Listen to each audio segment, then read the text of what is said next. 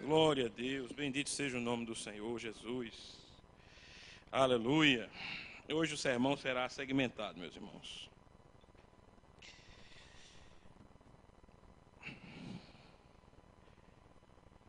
Eu estava nesses dias, antes de nós orarmos, eu gostaria somente de tecer essas considerações. Eu estava nesses dias observando como as pessoas estão com uma ideia, pessoas no mundo estão com uma ideia errada de Cristo, não é?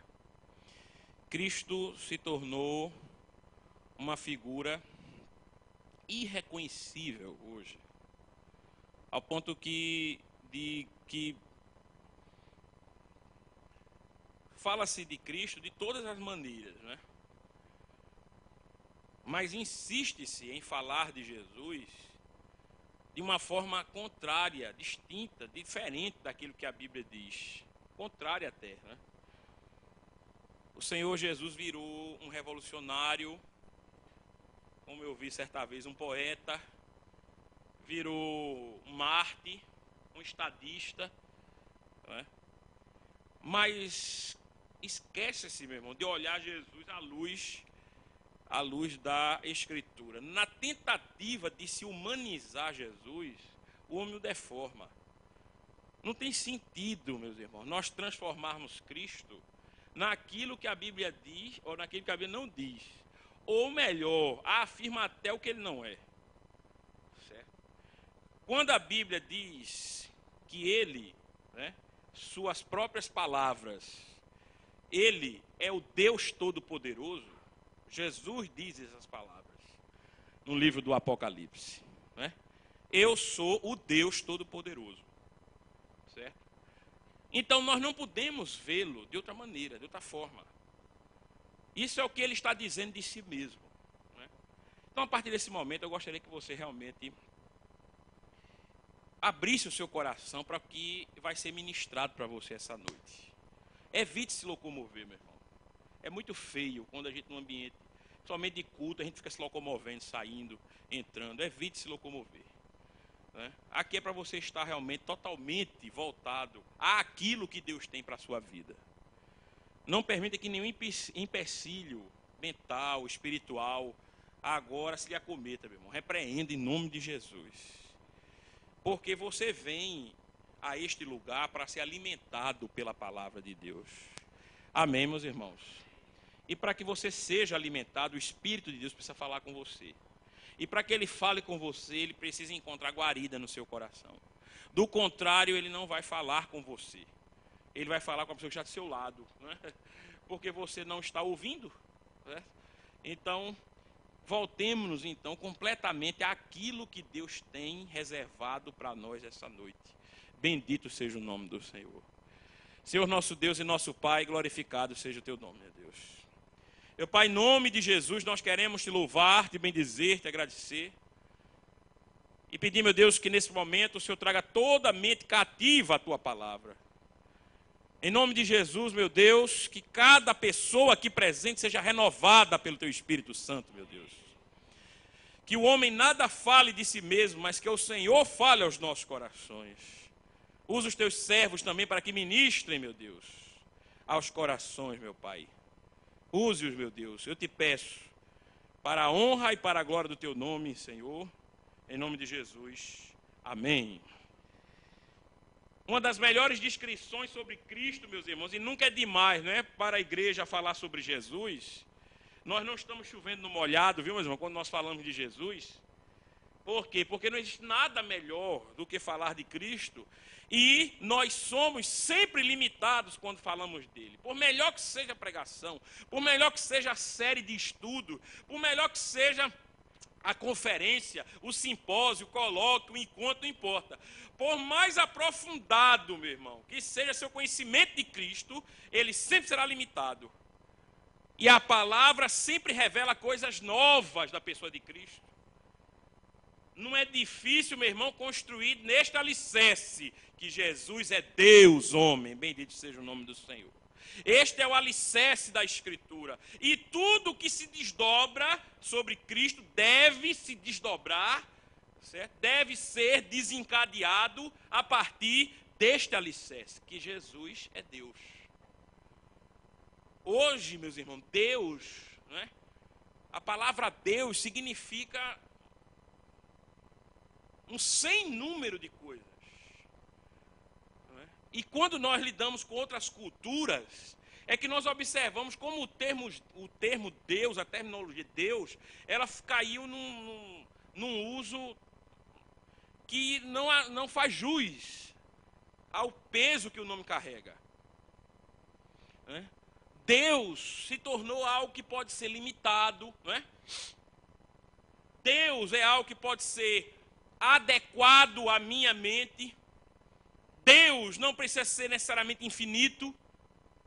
Deus pode ser feito à minha imagem e semelhança.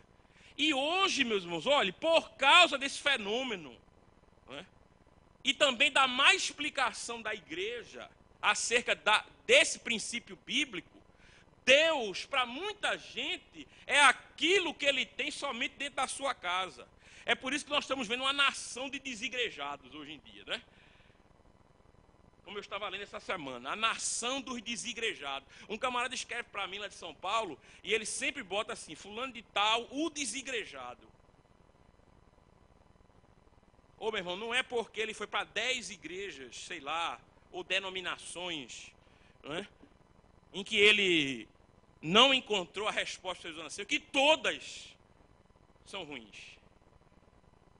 Mas as pessoas estão pensando assim. E Deus é aquilo que eu encontro lá no meu quarto, é aquilo que eu sinto na minha mente, é aquilo que me acompanha. E se esquece dos princípios da palavra, meu irmão.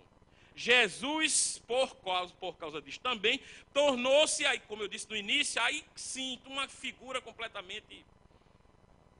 Mas o que é que a Bíblia diz sobre Cristo? A Bíblia diz sobre Jesus, no Evangelho de João, o seguinte: no princípio era o Verbo, e o Verbo estava com Deus, e o Verbo era Deus. Ele estava no princípio com Deus. Aleluia. E mais à frente ele diz: e o Verbo se fez carne, e habitou entre nós, e vimos, diz João, a sua glória, como a do unigênito do Pai, cheio de graça e de verdade. Bendito seja o nome do Senhor. Olha, só neste ato, o Senhor Jesus perde muito. É o que Paulo vai chamar de esvaziamento. Ele se esvaziou para se tornar um de nós. E aqui, meu irmão, encontrou o drama humano. Quem foi Jesus? Quem é o Cristo a quem você diz servir? O Cristo a quem você diz servir é Deus Todo-Poderoso, conforme a Bíblia está dizendo aqui. No princípio era o Logos. E o Logos estava com Deus, a palavra, o verbo. E a palavra era Deus. Está dizendo com todas as letras. Aquele que diz que a Bíblia não afirma que Jesus é divino explicitamente, precisa lê-la melhor. Não somente Jesus diz, como a Bíblia diz dele. Ele é Deus. Agora, não é um Deus guerreiro, não é um Deus que aparece em sonhos somente, não é um Deus que bota um homem contra o outro, não é um Deus de uma tribo, não é um Deus misógino, não é um Deus que detesta uma determinada nação em prol de outra. Não, meu irmão. O nosso Deus, Cristo Jesus, o Senhor, esvaziou-se, aleluia, e veio se encontrar com o drama humano. Não foi com o drama israelita, preste atenção, viu, meu irmão? Ele tinha que nascer em algum lugar. Nascesse nas Ilhas Maldivas, né? Ele tinha que ser das Ilhas Maldivas. Ele nascesse no Brasil, nascesse entre os maias. Ele tinha que nascer em algum lugar. Mas como Deus havia preparado Israel desde tempos imemoriais, olha. Então ele nasce em Israel, como fruto da profecia, mas ele vem se encontrar com o homem. Bendito seja o nome do Senhor. Não é com o israelita, é com o homem. Como Lucas bem diz, é por isso que Lucas coloca a genealogia dele até Adão. Vai ascendendo até Adão, porque Jesus é filho do homem. E assim ele se identifica com a humanidade, meu irmão. Mas Jesus sabe para que veio, meu irmão. Porque lá no Éden, teve uma pessoa que chegou para mim e disse, nesses dias, Pastor Arthur, eu queria que o senhor esquecesse um pouco que o senhor é pastor. Preste atenção aqui. Eu queria que você esquecesse um pouco que o senhor é pastor. Eu digo, tá bom, vou me esquecer um pouco. Por quê? O senhor acredita mesmo no Éden, meu? O senhor acredita mesmo em Adão, em Eva? Fale sério, pastor, pelo amor de Deus. O senhor é um homem que debate e tal. Eu entendo a sua religião. A religião, bota a religião de lado. A fé. Mas o senhor acredita mesmo em Adão, em uma Eva? Acredita mesmo nisso? Eu disse, rapaz, eu estaria sendo muito abilolado se eu não acreditasse, né, meu irmão? O que é que eu estou fazendo aqui sem acreditar? Né? Não, meu irmão. Eu disse, olha, sabe qual é o seu problema? É porque você tem um Deus que você não conhece. Você o serve. Você o idolatra. Você o venera. Você o adora. Mas você ainda não o conhece. Você não sabe o seu nome. Mas você tem uma divindade também. E qual é, pastor? O materialismo. Que leva você à incredulidade. Este é o seu Deus. Você se esconde atrás dele, entendeu? Para parecer às pessoas superior. Mas sabe por que você se esconde atrás desse Deus fraco? Esse Deus chamado materialismo? Você sabe por que você se esconde atrás desse Deus? É porque você não leu nada acerca do meu. Você não conhece o Deus a quem eu sirvo. Você está se cercando apenas de linguagem materialista. Mas você não conhece o meu Deus. E o meu Deus, ele é tão maravilhoso e extraordinário que veio a este mundo e morreu por gente feito eu e você. O seu Deus está lhe dando um futuro nihilista. O seu Deus está dando um futuro de vazio. O materialismo diz que depois da morte, tchau. Você vai se tornar pó e vai viver no máximo nas memórias das pessoas, até que ninguém mais se lembre seu nome. Este é o seu Deus. O seu Deus não lhe dá propósito. Você não tem significado. Sabe por que você o defende? Sabe por que você é apologeta desse Deus? Porque, infelizmente, isso lhe dá status no mundo. Mas o meu Deus me dá propósito. O meu Deus me dá significado. O meu Deus diz que eu estou aqui e não é por acaso. Aleluia! O meu Deus diz que eu estou respirando porque eu vivo e morro para a sua glória. Quando o Senhor Jesus veio a este mundo, meus irmãos, esteve conosco, ele viu o drama humano e o drama dos seus dias era um drama um tanto quanto diferente. As pessoas estavam secas em uma religiosidade fria. As pessoas estavam geladas em uma religiosidade, meus irmãos, de freezer. Uma religiosidade vazia. E o Senhor Jesus, então, ele vai até a cruz do Calvário. Bendito seja o nome do Senhor. Com o seu propósito definido, de maneira inabalável. Sabe por quê, meu irmão? Porque o Senhor Jesus veio quebrar os paradigmas da sua época e os paradigmas da minha. Bendito seja o nome do Senhor. Ele veio quebrar o ceticismo da sua época e o ceticismo da nossa. Ele veio destruir o sofisma da sua época e o sofisma da nossa. É por isso que o que os discípulos disseram à sua época, nós dizemos Na nossa, bendito seja o nome do Senhor. A retórica do mundo mudou. Não é? A retórica do mundo mudou. É mutável. Amanhã pode ser outra coisa. Todo mundo amanhã pode estar adorando um macaco. A retórica do mundo muda assim, olha. Mas as palavras do Senhor permanecem para sempre. Aleluia! Glória a Deus! Esse é o Jesus homem, meu irmão. Esse não é o homem do mundo de Hollywood. Esse é o Jesus homem, de acordo com o que a Bíblia nos apresenta. O Verbo se fez carne e habitou entre nós. Mas nós vimos a sua glória. Era carne, sim. Mas nós vimos a sua glória. Nós vimos a sua verdade. Jesus não tinha, não detinha, não continha a verdade. Jesus se autoproclama a verdade. Aleluia. Não havia verdade nele apenas. Jesus era a própria encarnação da verdade. Tudo que fosse de encontro a ele é mentira.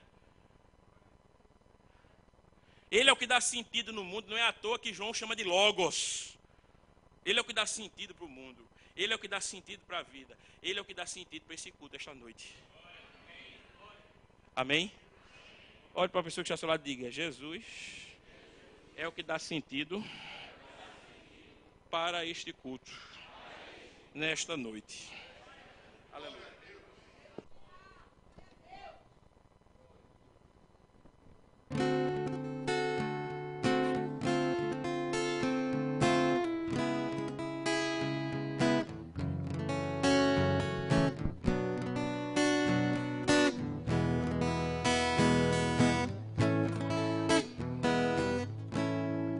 Ele nasceu para que eu não morresse. Ele morreu para que eu vivesse. Tudo me deu como prova do seu amor. Fez-se um réu para se tornar meu defensor. Para que eu sorrisse, ele chorou. Sem que eu amasse, ele me amou. Para que eu cantasse, ele sofreu.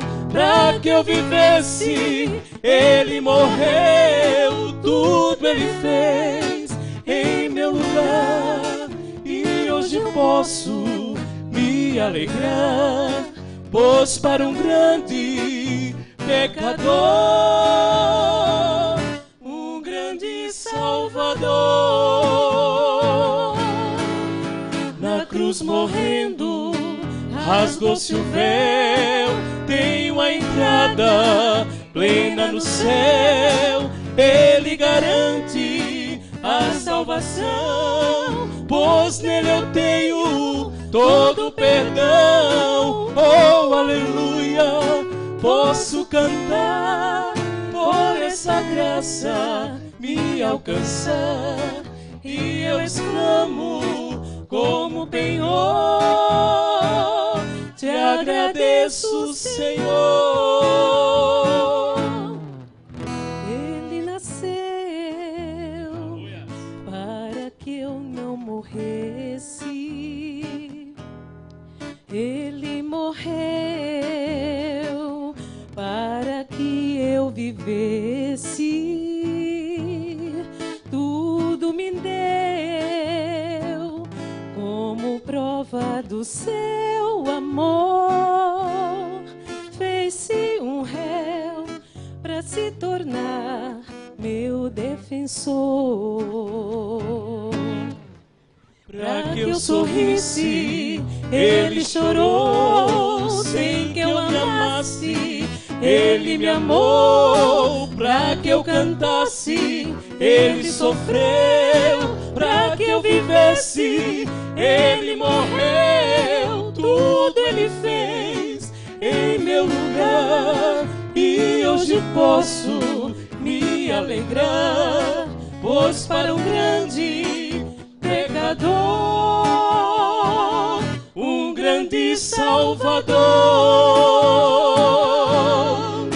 na cruz morrendo, rasgou-se o véu, tenho a entrada plena no céu, Ele garante a salvação, pois nele eu tenho todo perdão. Oh, aleluia, posso cantar, por essa graça me alcançar, e eu exclamo como penhor, te agradeço, Senhor.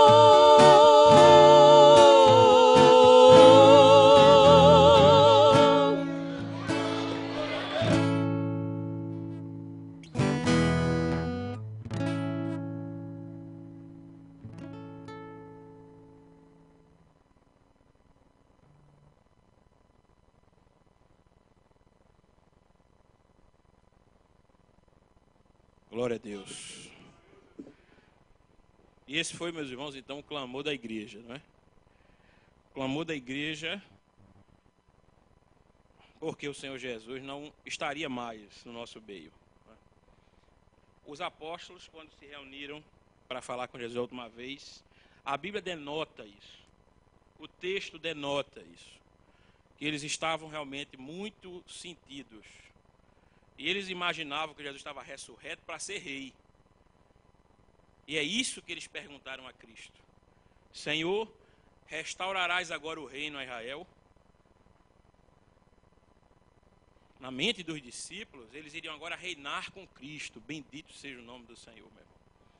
Mas o Senhor então diz, né, como já havia dito, ele repete, como ele já havia dito, que ainda era necessário acontecerem épocas, tempos. Profetizando em Lucas, Jesus disse: e Jerusalém será pisada pelos gentios até que se cumpram os tempos dos gentios. Só que os discípulos não queriam saber muito disso, eles não queriam ouvir isso, né? Jesus estava com eles ali naquele momento, era tudo o que eles queriam. Por mais que Jesus falasse: olha, eu vou morrer, isso já está certo, mas a gente observa que eles não entendiam. Olha, eu vou padecer na mão dos homens, eu vou ter que sofrer na mão dos homens. E depois eles: olha, para onde eu vou, vocês não podem ir. Os discípulos: está certo, mas a gente consegue, pela Escritura, que eles não haviam compreendido isso totalmente, até o dia em que o Senhor Jesus parte. E quando Jesus parte, meu irmão, os discípulos ficaram iguais a nós agora. Sustentados na promessa. Alguns anos depois da partida de Cristo, o autor aos Hebreus escreve o seguinte, só precisa você ouvir: porque ainda por um pouquinho de tempo, e o que há de vir, virá e não tardará. Essa era a sua fé, inabalável. Mas o justo viverá da fé. E se ele recuar, a minha alma, diz o Senhor, não tem prazer nele.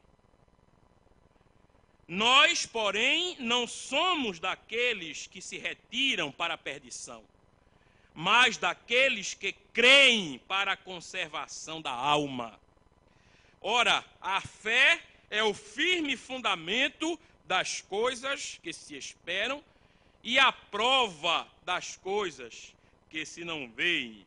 Aleluia!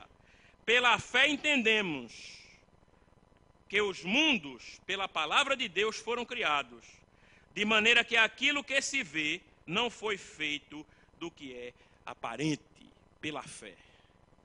Ora, meu irmão, se pela fé eu entendo que esse mundo e que outros mundos foram criados, pela fé eu sei que ele voltará. Se pela fé eu entendo que esse mundo é sustentado por ele, aleluia, pela fé eu sei que a história não acabou, nem termina na minha morte. Bendito seja o nome do Senhor. Pela fé eu sei, meus irmãos, que Jesus está voltando. Aleluia. Pela fé, eu sei. É por isso que eu tenho que ter confiança, meu irmão. Fé é confiança. É por isso que nós devemos ter confiança. Uma confiança inabalável. A inconstância é um dos males que mais marca a nossa atualidade. É hoje estarmos dizendo e sentindo uma coisa e amanhã outra. Essa inconstância, meus irmãos, não deve fazer parte do modo de viver dos crentes, dos cristãos. Essa inconstância é algo que a Bíblia condena. A fé é firmeza. A fé é inabalabilidade, meus irmãos. A fé é ter um fundamento sólido, bendito seja o nome do Senhor, é a certeza. E do mesmo jeito, meu irmão, que você tem certeza, não precisa que ninguém lhe convença, de que você está me vendo, que você está me ouvindo, do mesmo jeito que você tem essa certeza, ninguém aqui precisa convencer ninguém. Se alguém perguntar, qualquer um de vocês, você está vendo, pastor Arthur, e você está ouvindo? Sim, eu estou vendo e ouvindo. Mas para isso você não precisa de fé. É por isso que a fé é o firme fundamento das coisas que não se esperam e a prova das coisas que se não veem. Nós não vemos a Cristo. Isaías diz, na verdade Deus, Senhor Deus, Isaías, viu? Isaías, na verdade Senhor, Tu és um Deus que te ocultas. Ninguém vê Deus aqui, nem a Cristo, mas temos fé que Ele está aqui. Amém, meu irmão? Eu tenho fé que Jesus está comigo. Deixa eu dizer uma coisa para você, olha para mim. Jesus está com você. Amém? Em todos os momentos da sua vida, Jesus está com você. Nos momentos em que você estiver, Jesus está com você. Até quando você não quiser ouvi-lo, Jesus está com você. E sabe por que Jesus te trouxe aqui esta noite? Porque Jesus está com você. Aleluia. Bendito seja o nome do Senhor.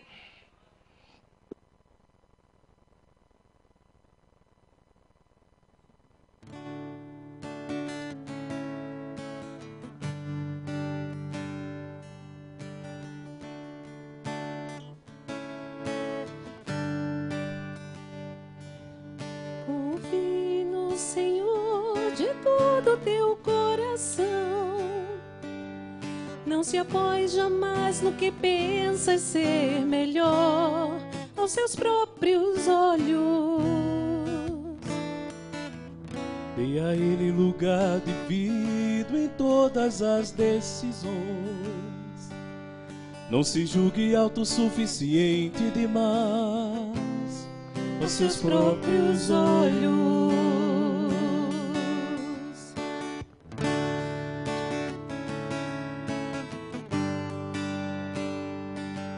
Confie no Senhor de todo o seu coração. Não se apoie jamais no que pensa ser melhor aos seus próprios olhos. Dê a Ele lugar devido em todas as decisões. Não se julgue autossuficiente demais aos seus próprios olhos. Tema ao Senhor, Rejeite o mal, se oriente, sabe a boa vontade de Deus. se deleite na perfeita vontade de Deus. E desfrute da agradável vontade de Deus. Tema ao Senhor, rejeite o mal, se oriente, saiba a boa vontade de Deus. Se deleite na perfeita vontade de Deus. E desfrute da agradável vontade de Deus. E desfrute da agradável vontade de Deus.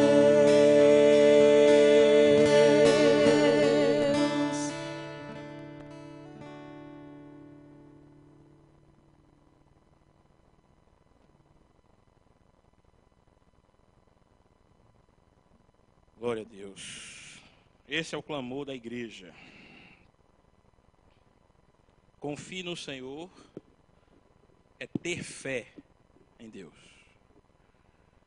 Aleluia. Confiar no Senhor é ter uma esperança inabalável em Deus. Confiar no Senhor é ter certeza de que Deus está conosco. É ter certeza de que Ele está no barco, meu irmão. É ter certeza de que é Ele quem conduz o leme. É ter certeza, meu irmão, de que nem a morte, nem a vida, nem anjos, nem principados, nem coisas do presente ou do porvir, nem poderes, nem altura, aleluia, nem qualquer outra criatura poderá nos separar do amor dEle. Aleluia. Crer é isso, meu irmão. Bendito seja o nome do Senhor. Mas nós não ficaremos assim para sempre, como eu disse, né? O apóstolo João diz o seguinte: ninguém jamais viu a Deus. Se nós amamos uns aos outros, Deus está em nós. E em nós é perfeito o seu amor. Nisto conhecemos que somos dele e ele em nós, pois que nos deu o seu Espírito. E vimos e testificamos que o Pai enviou seu Filho para Salvador do mundo. Qualquer que confessar que Jesus é o Filho de Deus, Deus está nele e ele em Deus. E nós conhecemos e cremos no amor que Deus nos tem. Deus é amor. E quem está em amor está em Deus e Deus nele. Nisto é perfeito o amor para conosco, para que no dia do juízo tenhamos confiança, porque qual ele é, somos nós também neste mundo. Aleluia. Dia do juízo, é o fim dessa conversa aqui, viu, meu irmão? Não é? Dia do juízo, para uns chega mais cedo, né? Quando, pastor? Na morte. O dia do juízo não demora para ninguém, porque o homem vive poucas décadas. Então o dia do juízo está chegando bem rapidamente para todos os homens. O dia do juízo só parece demorar para a humanidade, mas para os homens não, viu? Só se você retira a humanidade e coloca como um ente separado dos homens. Então, para a humanidade, o dia do juízo está há 2000 anos das últimas palavras de Cristo. Mas para os homens, poucas décadas, né? Cada vez que um homem morre, encontra-se com seu Criador, diz a palavra do Senhor. Encontra-se com Deus. O dia do juízo, então, não tarda. Mas esse dia do juízo é o dia do juízo para toda a humanidade, sobre o qual se refere o apóstolo João. Ô meu irmão, a gente já vive às vezes dias tão conturbados, turbulentos, né? Que muitos de nós pensam, mas como é que eu ainda vou pensar em juízo? É por isso que esse é um assunto proibido em muitas igrejas. A massa da juventude nihilista, materialista, hedonista, ou seja, aquele que está atrás dos prazeres, pelos prazeres, a massa da juventude quer saber na dia de juízo, meu irmão. Quer saber de festa, prazer, alegria, né? Muito sexo, drogas e rock and roll, que é um lema da década de 70 que reverbera até hoje, meu irmão. Dizer que passou é não conhecer o mundo. Mas todos nós compareceremos perante o tribunal de Cristo. Você sabia que você vai comparecer perante esse tribunal também? E você vai se arrepender de tudo que você não fez. Digo você que conhece a verdade. Tudo que você podia ter feito e não fez. Hã? O dia do juízo, meus irmãos, é um dia em que vai cessar toda a gritaria. As discórdias humanas não vão ter mais sentido nenhum. Os laços feitos, escusos, através de alianças concretizadas por debaixo das mesas, serão expostas. E nada mais terá sentido, aleluia, só terá sentido, meu irmão, aquele que professa, bendito seja o nome do Senhor. A verdade do Evangelho, que foi plantada nos corações como uma sementinha. Uma semente que o Senhor está jogando em todo tipo de terra, conforme Ele mesmo disse numa parábola. E tem a terra que é à beira do caminho, e tem a terra que está cercada de espinhos, e tem a terra que está cercada de pedras, e tem a terra boa e arável. A terra que está à beira do caminho vem as aves, que é o maligno, ele diz na parábola, e logo comem as sementes, a semente nem germinar, germina. Depois tem a terra dos espinhos, até germina, mas os cuidados deste mundo sufocam a fé daquele indivíduo. E depois tem a fé que assemelha-se àquela semente que é lançada em uma terra cheia de pedras. E vem a perseguição, vem algumas injúrias do mundo, e a fé também fenece. E por fim, está a semente, oh glória a Deus, lançada em uma boa terra. A boa terra não é a classe média alta não, viu, meu irmão? Presta atenção. A boa terra é aquela semente que está germinando lá na Eritreia. Onde as crianças estão sendo cozinhadas vivas, dentro de container, mas não negam sua fé. A boa terra é o coração daquele etíope, que estava lendo a Bíblia, como 99% dos brasileiros, estão lendo hoje, sem entender nada. Aí estavam lendo a Bíblia e de repente aparece Filipe. Entendes o que leis? Como eu posso entender se não tem quem me explique? É disso que nós estamos falando, meu irmão. Aí lá vem a água, regar a semente, aleluia, glória a Deus. Porque esse povo está precisando de água. E água no Novo Testamento, simbolicamente, quase sempre representa a palavra. E lá vem Filipe, derrama água, a semente germina. Primeira igreja do mundo, viu, meu irmão? Fora de Israel. Aonde? Na África. Na Etiópia. Primeira igreja do mundo, cristã. Fora de Israel. Dos termos de Israel. Tinha a Síria, é verdade. Mas a Síria está dentro dos termos de Israel. Dados a Abraão. Eu estou falando fora desses termos, dados a Abraão. Proféticos. Primeira igreja do mundo, na África, Etiópia. É a igreja mais antiga do mundo, viu, meu irmão? A igreja mais antiga do mundo, cristã, é na Etiópia, na África. Mas o que foi aquilo? Boa terra. Aleluia. O que é você, meu irmão? Que terra é você? Hein? Olha, no dia do juízo, nós vamos saber de verdade, sem dúvida, que terra somos. Que terra fomos. Aleluia. Se eu fui uma terra à beira do caminho, entre os espinhos, entre as pedras, ou boa e arável. Portanto, se hoje ouvis a voz do Senhor, não endureçais o vosso coração. Aleluia, glória a Deus.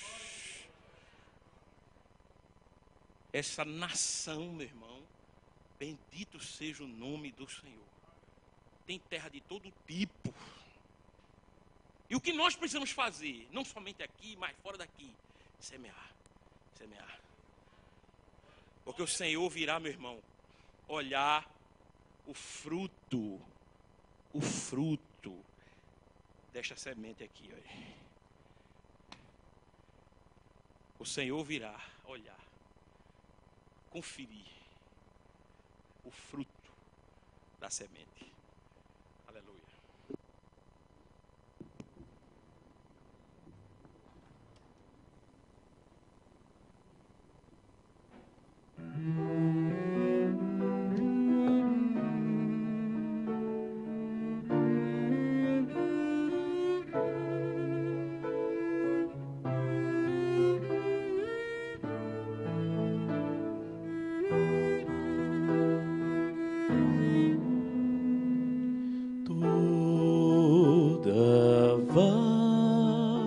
Valentia irá se acabar um dia, e todo que zombou verá que não é fantasia.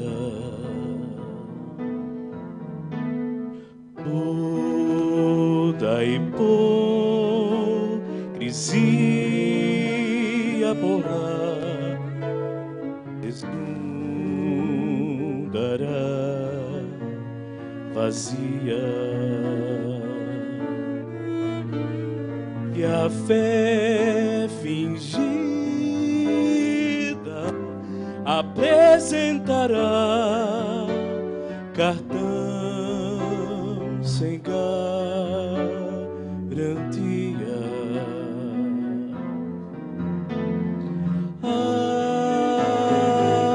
As discussões dos reis não mudam a história,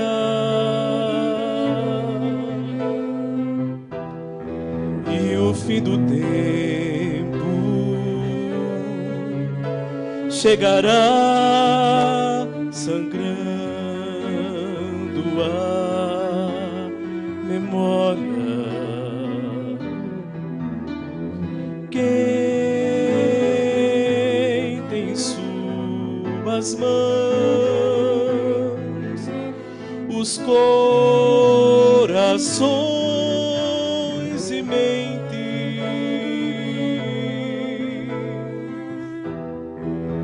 buscará confirmação no fruto da semente, no fruto da semente.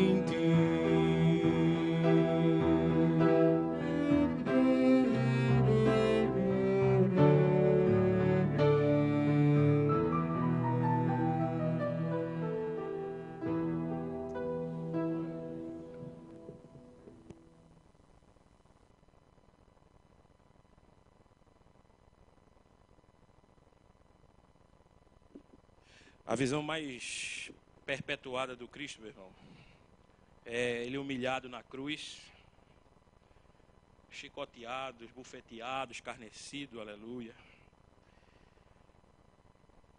Mas para os cristãos não deve ser essa.